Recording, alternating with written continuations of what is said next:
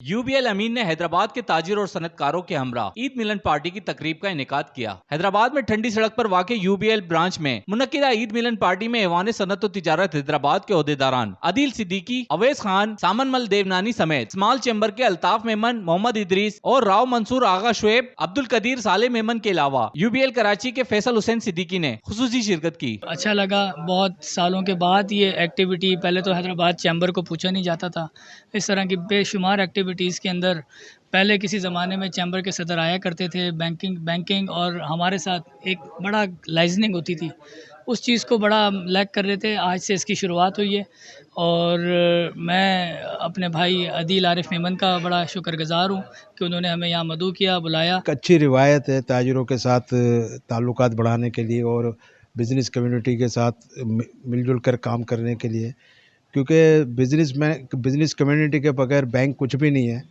تو ایک اچھی ابتدا کی ہے UBL بینک کے حوالے سے ایریا مینیجر صاحب نے، اور ہم امید کرتے ہیں کہ تاجروں کے درمیان اور بینکرز کے درمیان اسی طریقے کے تعلقات باہر رہیں گے۔